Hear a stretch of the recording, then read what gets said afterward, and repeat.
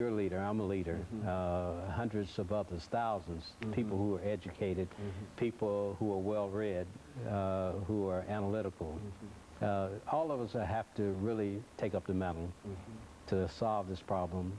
It's getting worse every year. Okay. If you look around the community, you know, who owns the businesses? They're located right here in our own community now.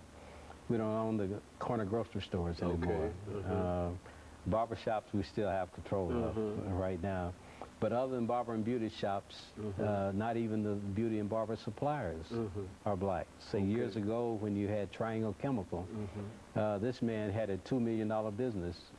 They developed in the 50s selling barber and beauty supplies. But after Mr. Holliday died in the early 70s, it just went straight downhill. It's no longer open.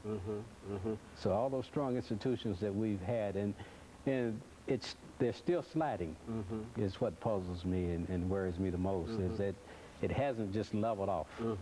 And still a problem that we have to deal with. Yes.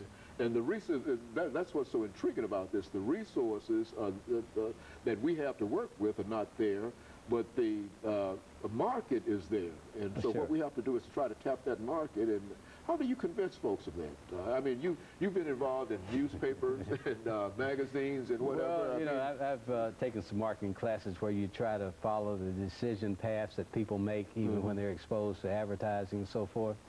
The laws of sublimation are strong, but there has to be a repeated message that's constant before there's any changes. You know, if you look at history, you look at any significant change, it starts with rhetoric. A lot of people talking. Okay. Then they get angry. They get fed up. And I voted for President Reagan in 1980 because I was hoping there would be a sort of a revolt.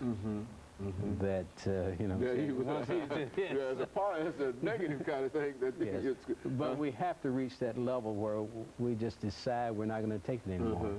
And, you know, when you look at what happened in Texas, where the African-American was dragged behind a truck to his death, look at what happened in California, New York, the man shot 41 times, and there's no outrage.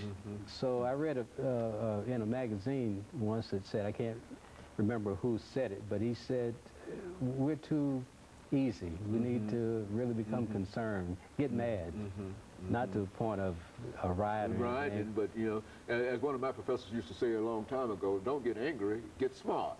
There you go. See, and I think that's one of the issues. And so I think more of us need to wake up and, you know, realize that when Tennessee State loses 1,300 students, when they're already experienced flat enrollment, that we're all in trouble.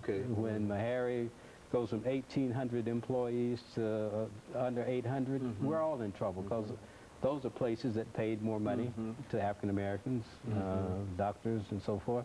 So we're spending, still spending thousands of dollars a day.